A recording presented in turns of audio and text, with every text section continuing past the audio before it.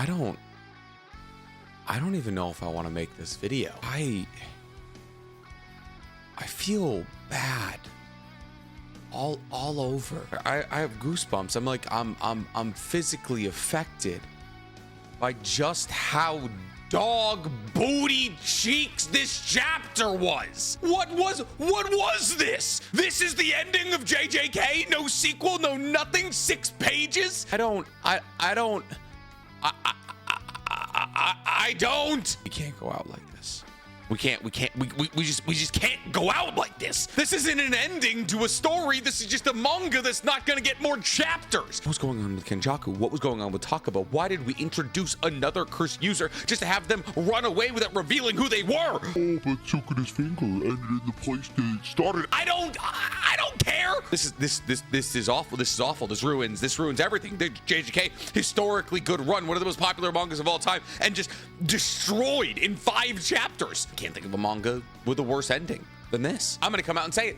Tokyo Revengers ending better than this. I'm gonna come out and say it. Tokyo Ghoul Re better than this. I'm gonna come out and say it. Bleach's anime ending before they decided to animate TYBW better than this. You wanna know why? You wanna know why those were better? Because at least those were endings. This isn't an ending. It's nothing. It's nonsensical drivel thrown up on a page as an attempt to wrap up an incredibly complicated and beautiful universe in the worst possible execution of that way I've ever seen. What's gonna happen with the barriers? Is Kenjaku still alive? Does Sukuna's one last finger imply he can return? Why did we introduce the new Shadow Style School and the fact that Kusakabe is now the head of it? Why did we spend 10 pages in the 3rd to last chapter of this story talking about Meme and Wee Wee? Why did they survive when Gojo didn't? Why did Yuta use Gojo's body? Oh my god, I'm furious. It's a bad manga now. Oh, Nick, what about all it accomplished? Yeah, you can do all the tricks in the air you want. You have to stick the landing. This is gonna be studied as like one of the most historic crash and burns in not just manga history, like writing history. If you haven't caught on by now, we're talking about chapter 271 of JJK. The end of JJK. The last chapter. No sequel. Let me emphasize that for you. There's no more to this story.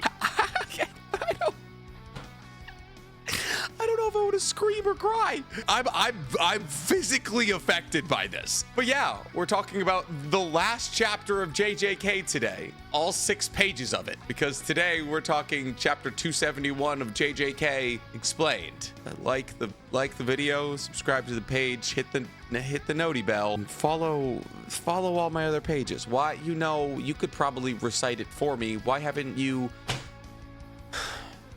done it yet? All right, well, for one last time, let's get right into it. So chapter 271 starts off where chapter 270 left off. Team Gojo investigating a cursed user who's placed a curse on a woman to make her boyfriend look like he's got big old wet dewy googly eyes. And a lot of you, if you were writing your own story, would probably think, well, if I'm going to introduce a storyline in the 2nd to last chapter, I should have that storyline pay off in a satisfying way in the final chapter and maybe even lead into a sequel. Well, if you did think that, congratulations, pat yourself on the back. You're a better writer than Gege Akutami. Because while I hate to spoil where this chapter is going, my god, does the plot line that's for some reason introduced in chapter 270 pan out into absolutely nothing in chapter 271. It's almost as if this was added to pad out time in the ending of this story, which makes sense when you consider the fact that the final chapter of this manga is 6 pages long. But Nick, you say to yourself, that's absolutely ridiculous. Why would Gege Akutami try to pad out time at the end of the story when he has so many lingering questions he could possibly be answering? Why would he need to pad out the story when we consider the fact that he possibly reintroduced the fact that Kenjaku is still alive and kicking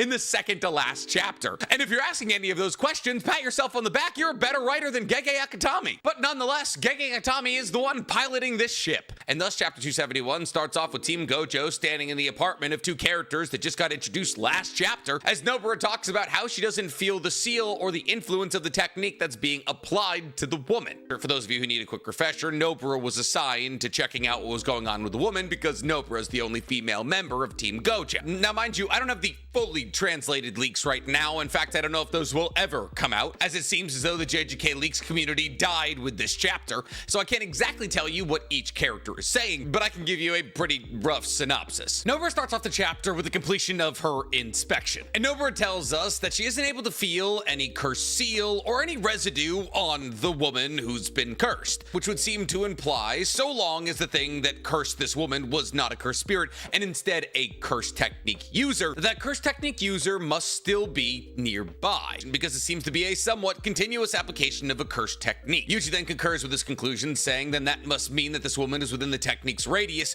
right now. Now Megami chimes in here and says, yeah, that's possible, but it's also possible that this technique was made specifically to be stealthy, or maybe the cursed technique user is just incredibly skilled. Now this is the part of the chapter where I began to get a little bit excited, because after all, we're talking about an awakened type curse user from the Cullen games who's incredibly skilled at Jujutsu. It could be Remy, whose cursed energy could have been augmented by America. It could be Takaba accidentally reality warping. The possibilities were seemingly endless. But if you thought of either of those conclusions as the possible culprit for why this girlfriend was seeing her boyfriend with googly eyes, pat yourself on the back. Congratulations, you're a better writer than Gege Akutami. Megami continues on by saying, if this Jujutsu sorcerer is truly skilled, or if this technique is suited for stealth, it might be a bit of a problem. Nobara then turns to the cursed woman and asks her, is there a set time that your boyfriend gets home from work every day? To which she responds by saying, no, not really, but if it's when I'm sleeping, I wouldn't know. I don't really get what this line of questioning is trying to accomplish, but whatever. Megami then continues on by saying, if we assume that the radius of the technique is very wide, let's say 50 meters, and then if we also consider the fact that the technique in itself is not harmful, therefore its range could probably be extended through something like a binding vow, then we should probably assume that the technique's range is at max 100 meters. Now this perplexes Yuji because Yuji realizes that a radius of 100 meters where they currently are is not great, because they are smack dab in the middle of Tokyo's commercial district, and therefore a 100-meter radius could really be coming from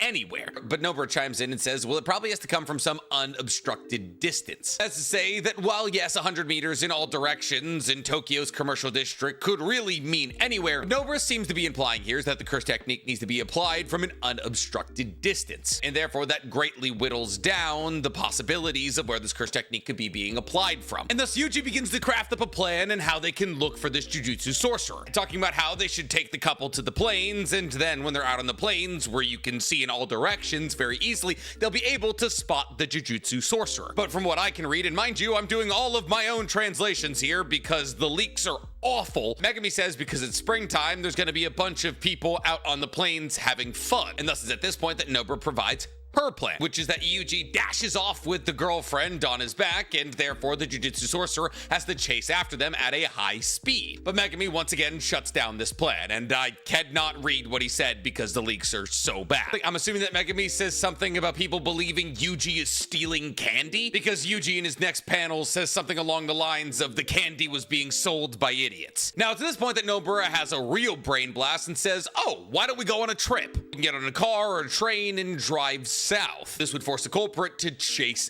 after us. However, Megami once again retorts and says that this plan is idiotic because the sheer amount of people that are traveling on a day-by-day basis would basically make it impossible to identify who the culprit is. Now, if you want to give Gege entirely too much credit here, the whole plan of going south with the couple could be a somewhat of a small reference to Nanami, or just to the general theme of either going north or south. And Nobara's idea to head south with this couple could be a reflection of the fact that if she was given the choice to head north or south, she would head south, choosing to remain the same person that she's always been. But I genuinely believe at this point that would be giving Gege too much credit. And thus at this point, Megami, apparently sick of rebuking his own friend's plans, starts to craft his own. Megami begins to talk about how if they stay in this area, they may be able to find the area in which the woman was cursed, and talks, I believe, about how they can't flee from this culprit because he's too proactive in cursing this woman. Now, for some reason, this upsets Nobara, who says something about Megami taking advantage of his mistress, and I believe at this point, Nobara is making a reference to Hana, which leads me to believe at some point Megami brought up the idea of using Hana's curse technique to break the curse on the woman, and this makes sense when you consider the fact that Yuji and Hana have been going around trying to get rid of all of the reincarnated sorcerers from the Culling games, using their abilities to separate the cursed object that was placed in them by Kenjaku from themselves and destroy it. However, Megami gets confused by what Nobara is saying. I believe that ties into the fact that Nobara refers to Hana as his mistress, and Megami is kind of clueless in all things love. Nobara then gets frustrated with his blockheadedness and says, okay, fine, show me your talent of deduction. And it's at this point that somebody, I'm not entirely sure who it was, says only Miwa encourages fools. Not entirely sure what they mean there, but it feels like kind of a ricochet shot to Miwa. And it's at this point that Megami does decide to show Team Gojo his deductive skills as he walks out onto the balcony of the couple's apartment and talks about how if the curse technique is activated through the usage of eyes, then most likely they would have to be looking through this balcony door. Yuji then steps outside and asks something along the lines of, okay, how would somebody be peering through this balcony door? And it's at this point that Megami points at a skyscraper off in the distance and says, that could be used. And on the next page, a giant skyscraper in the middle of Tokyo's commercial district is revealed. But what's actually being said here by Megami, I believe, is that if they send the couple to the top of the skyscraper that Megami is pointing at, then the culprit would have to scramble to get higher. And thus they send the couple to the skyscraper pretending to be visiting a friend's apartment at the top level, so that when they break out of the spell's range, the culprit has to scramble onto a rooftop nearby to try and reestablish the connection. Yuji then reflects on the balcony of the couple's apartment about how this curse technique has been applied to this woman for 24 hours. Megami, or the narrator, then thinks something, and I can't read it because, like I said, these scans are awful. But as the couple heads their way up the elevator to the top of this skyscraper, when they hit the 40th floor, the girlfriend's face becomes shocked as she realizes she can see her boyfriend's face again. Now, to this point, the Team Gojo, who I believe is still in the couple's apartment, all begin to feel the aura of the curse technique user, who's now scrambling to try and get the woman back in his range. And thus all three of their eyes dart towards a location, and all three of them immediately realize exactly where this cursed spirit user is. And thus Team Gojo immediately flies off to this location, with possible thoughts that this sorcerer could be somebody incredibly powerful and malignant. And who is it? Is it Remy with augmented curse energy raging against the Japanese government? Is it Takaba accidentally at a comedy show reality warping people to look funnier? No. It's a completely new character who realizes upon Team Gojo getting to his location that he is significantly outmatched. And so with no fight whatsoever, he gives up. Shinji then begins to have a conversation with Yuji, telling Yuji about how he's this incredible Jujutsu sorcerer who has fantastic mastery over curse technique application. And honestly, this tracks. The range of his curse technique is 100 meters in all directions, probably. Mind you, we don't know that much about this guy. He just got introduced in the last chapter of this story. But Yuji, who's kind of baffled by the reveal of this Jujutsu sorcerer that he knows nothing about, then asks the guy, okay, if you're such an incredible Jujutsu sorcerer, where were you in the battle against Sukuna? To which he responds by saying, listen, I am great, but I do live with my mother and she wouldn't let me go battle against Sukuna. And thus Yuji begins to have a heart-to-heart with this guy, trying to convince him to not use his powers for evil. And during this conversation, a flashback between Yuji and Gojo is triggered. Now, obviously, as it's the only page in chapter 271 that includes Gojo, this is the only page in chapter 271 that got translated by somebody else. And in this flashback, we're kind of starting to see why Yuji didn't get a letter from Gojo. See, a couple of chapters ago, it might have been the last chapter, might have been 2 chapters ago, Yuji gave to both Nobara and Megami letters written by Gojo. Nobara's letter revealed the location of her mother, and Megami's letter revealed the fact that Gojo killed his father. But Yuji didn't get a letter from Gojo because apparently Yuji and Gojo had a conversation before Gojo's death that served as Yuji's letter. And this appears to be that conversation.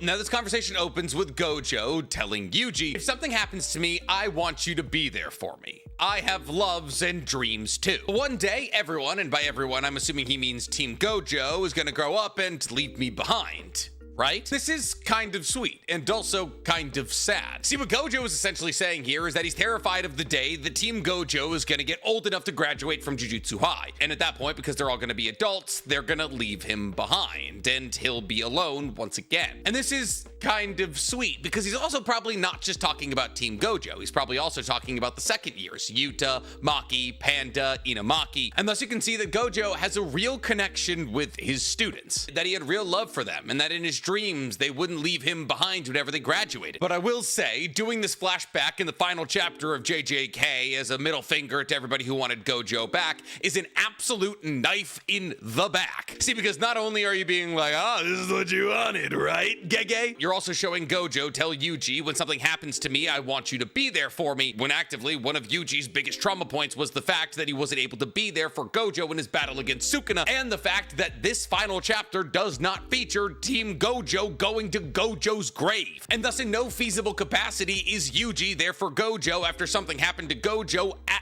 all. And really, Gojo kind of had every reason to fear for his heart being broken, because while after his death he was reunited with all the people that had died prior to him, in essence everybody from Jujutsu High has effectively forgotten about him. A detail that could have been avoided if you just sent all of the characters to Gojo's grave and had them send him off as a character. But nonetheless, Yuji tells Gojo that he should probably rely on somebody stronger to be around to remember him. That is to say that Yuji doesn't believe in his own ability to stay alive, and therefore tells Gojo that if you truly never want to be forgotten or left behind, you should probably instill your faith in somebody stronger. But he follows this up by saying, with that said, I could never forget you. Now this makes Gojo chuckle, as he calls Yuji young and naive. He then pokes fun at Yuji, saying that he's brimming with confidence, huh? And after he's done laughing, he says, I have high hopes for you, Yuji. Desire and ambition. That is to say that Gojo's last message to Yuji was that he believed in it. And thus Gojo's final take-home message to Yuji was that he needs to believe in himself more. And after this final flashback to Gojo,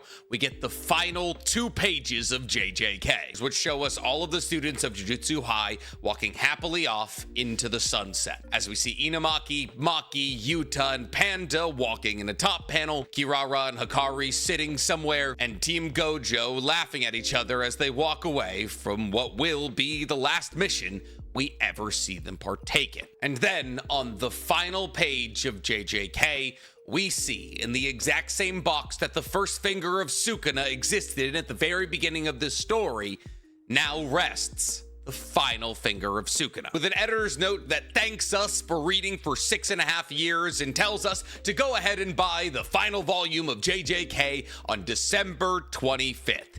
Yes, Christmas. You understand the audacity required to drop that as your final chapter and say, oh, hey, buy the final volume on Christmas. Not on Christmas Eve, so you can give it to somebody for Christmas. Buy it for yourself on Christmas. And listen, while that may not be the entirety of the leaks, the leaking community pretty much agrees that that is the vast majority of them. And therefore, I'd like to ask you a couple of questions, if you don't mind. What was the point of the last 2 chapters? Listen, I understand that chapter 270 was heavily focused on epiloguizing a lot of the important characters from JJK. We got Sia Mai, Maki, Charles, Takaba. But at the end of chapter 270, we decided to introduce an entirely new plotline in the form of Team Gojo chasing after a random Jujutsu sorcerer who we introduced in the final chapter of the manga, because he was doing what? Messing with a woman's ability to see her boyfriend's eyes correctly. That is a D-ranked mission. That is Team 7 chasing after a cat through Konoha. Do you understand how dumb and useless that is? Yes, listen, I understand the narrative importance of showing that Team Gojo is living their life back the way that high schoolers should. This is absolutely the kind of mission they should be doing as first years at Jujutsu High. However, we are absolutely ignoring the fact that all 3 of them should probably be considered special grade sorcerers after helping to defeat Sukuna, and therefore they are no longer regular high schoolers. Listen, they should get to live in a world where cursed spirits are not their #1 concern. They should get to live in a world where they get to go on quirky little missions where the biggest thing they have to accomplish is hunting down a cursed spirit user who's making a boyfriend's eyes look woogity. But that is not the #1 concern of your manga right now. Gojo is gone, and listen, I always knew that Gojo was going to be gone, but for the Gojo copium smokers, this chapter is an absolute endgame level event, and while I haven't thought that Gojo was going to come back to life for a long time now and very much have accepted his death, why was there no funeral? Why did nobody visit his grave? If you're going to do a flashback revealing Yuji and Gojo's final conversation,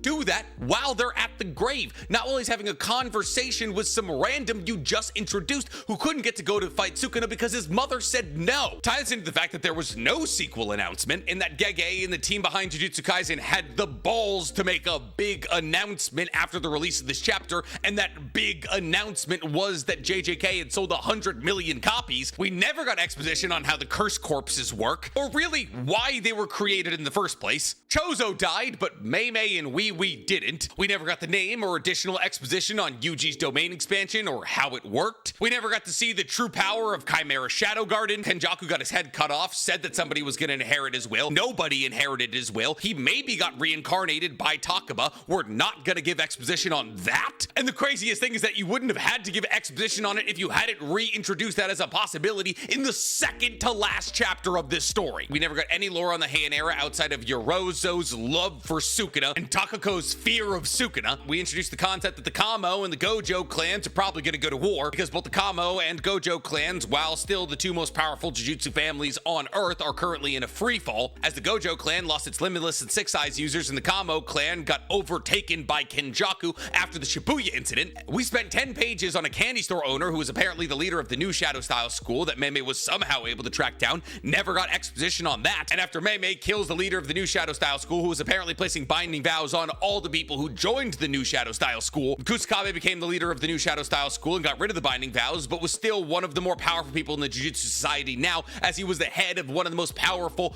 families in the Jujutsu world. And now there was essentially a three-way stalemate between the Kamo clan, the Gojo clan, and the new Shadow Style school that could have led to a new gen war. Curses are not only still rampant, but Tengen's barriers that have helped suppress curses across all of Japan for hundreds of years are now on the precipice of being destroyed because Tengen is dead and his corpse was just placed in the Star Temple to maintain the barriers for a little while, and Gakuganji, who is now the definitive head of the entire Jujutsu society, is basically just telling Utahime, you guys are young, you'll figure it out. But me, I'm old. I'm gonna be dead before all of this crumbles down. Never got the establishment of what the proper way of dealing with cursed energy was in the first place, and the entirety of Geto, Kenjaku, and Yuki's plan of optimizing Japan so that everybody could use cursed energy to get rid of cursed spirits plan just kind of fizzled out after the Shibuya incident, and so the world is quite literally no better off than it was in the beginning of JJK. Because while sure, Kenjaku is dead, Sukuna still exists in a finger, and Gojo, one of the rarest people to ever be born, a wielder of the Six Eyes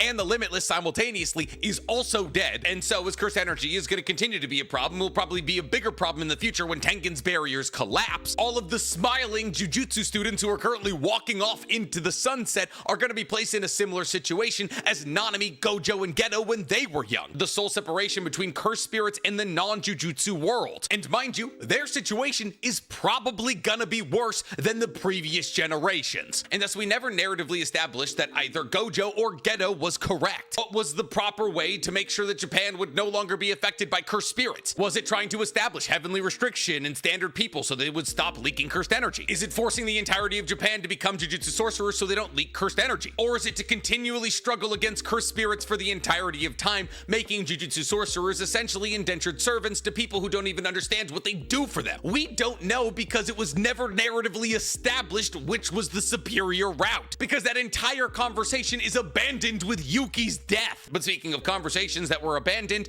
what happened with the merger? What's happening with the Culling Games? We didn't realize until the last couple of chapters just how far we were away from the merger. There was a character who was apparently an awakened type from the Culling Games who just got introduced in this chapter who couldn't battle against Sukuna because his mom said he couldn't. Do you understand just how far we were from Sukuna killing all the Culling Games members and initiating the merger? It would have taken weeks, if not months, especially when you consider the fact that Sukuna would have somehow had to make it to America, because during the Culling Games, Remy was abducted by the American government, something that Gege decided to bring back up in chapter 270 just so he could do absolutely nothing about it in chapter 271. Because not only was there multiple plot lines that Gege could have established a sequel on, like an invasion into America to get the Japanese sorcerers back, attack, a war between the Kamo, the Gojo, and the new Shadow Style School, or the collapse of Tengen's barriers. But with the ending of this story, we realize just how dumb Kenjaku and Sukuna's plan might have been, and therefore, by extension, how dumb the idea of the merger was from Gege. There was never any real threat of it ever happening, so why introduce it as a narrative device? This is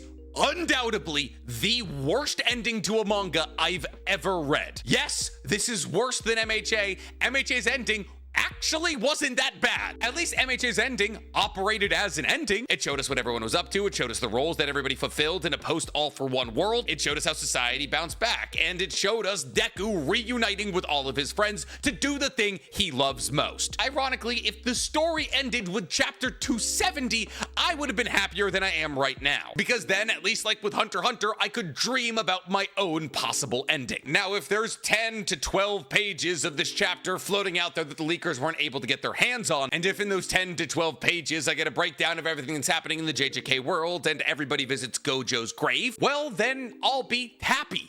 But really what I'm most upset about is the fact that there's no sequel to this story that desperately needs it. And thus, while I would love to thank Gege Akutami and Jujutsu Kaisen for all of the fantastic memories and times that I've made with the story, by God, if this isn't the biggest fumble in anime and manga history, it's the second. But who knows? Maybe Gege's trolling us and there's a sequel on the way.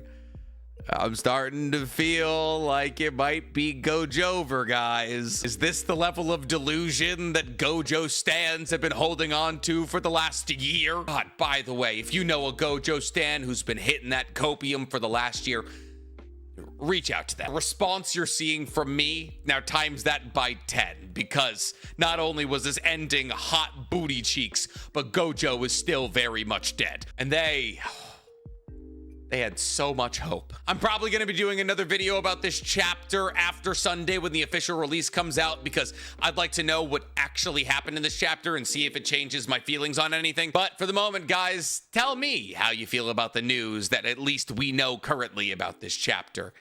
Are you super duper excited? Tell me in the comments below. And while you guys are down there, please, for me, like this video, subscribe to the page, and hit that noti bell. I'm gonna go lay down for a while.